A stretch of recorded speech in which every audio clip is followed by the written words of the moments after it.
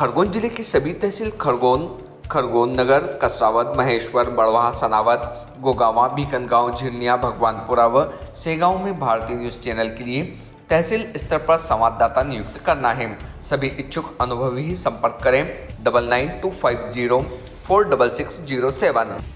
मध्य प्रदेश सहकारिता समिति कर्मचारी महासंघ के बैनर तले सोमवार को राशन दुकान संचालकों ने कलेक्टर कार्यालय पहुंचकर 8 सूत्री मांगों का ज्ञापन सौंपकर समस्याओं के निराकरण की मांग की। महासंघ के पदाधिकारियों ने बताया कि अक्टूबर के बाद अब नवंबर माह में भी सर्वर डाउन होने से राशन वितरण में समस्या आ रही है। समय पर खाद्यान्न नहीं मिलने से रोजाना वाद विवाद की स्थिति बन रही है। इसके निदान के साथ ही एमडीएम व पोषण आहार का कमीशन लंबे समय से नहीं मिला है। यदि ऐसा होता रहा तो वितरण बंद करने को मजबूर होंगे।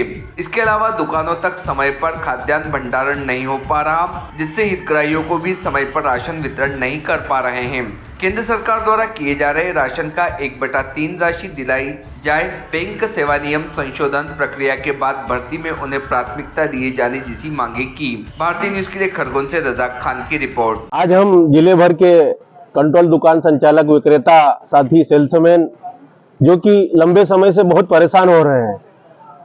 हम जब राशन दुकान वितरण का कार्य करते हैं तो सबसे बड़ी समस्या आ रही है हमको सर्वर डाउन की। और जब अधिकारियों से निवेदन करते हैं कि सर्वर डाउन है, दुकान नहीं संचालित हो पा रही है, तो अधिकारी भी भोपाल और हैदराबाद का बता के अपना पल्ला झाड़ लेते हैं। लेकिन वास्तविकता यह है कि जो दुकान संचालित कर रहा है सेल्समैन, वो बहुत परेशान है।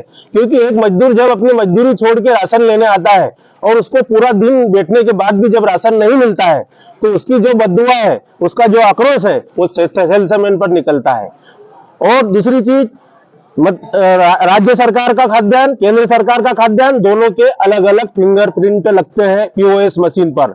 उससे बहुत ज्यादा समय लगता है, उससे भी ग्राहकों में असंतोष होता है, लंबा समय लगता है राशन लेने के लिए। इसके साथ ही जो हमारे जिले भर में 600 के करीब राशन दुकानें हैं, आज सभी सेल्समैन साथी आज यहाँ कलेक्टर महोदय को ज्ञापन देने इसीलिए आए हैं कि हमारी जो समस्याएं हैं कि सेल्समैन इतना प्रताड़ित हो रहा है कि एक तरफ अधिकारियों के निर्देश मानना पड़ते हैं, दूसरी तरफ ग्राहकों का आक्रोश झेलना पड़ता है। सेल्समैन के साथ बड़ा ही भेदभावपूर्ण व्यवहार हो रहा है।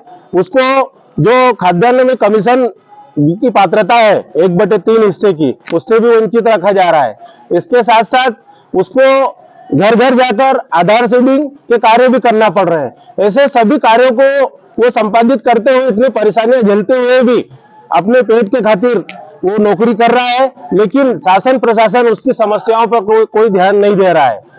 आपसे मिले, क्या आश्वासन मिला? हमने कलेक्टर महोदय को ज्ञापन के माध्यम से सबसे बड़ी समस्या सर्वर डाउन और खाद्यान्न भी एक बार में दुकान पर नहीं आता है, तो ग्राहक को 2-2, 4-4 बार चक्कर काटना पड़ते हैं। इसके बाद सर्वर की समस्या और उसको खाद्यान्न जब नहीं मिलता है तो उसका आक्रोश सेल्समैन पर निकलता है।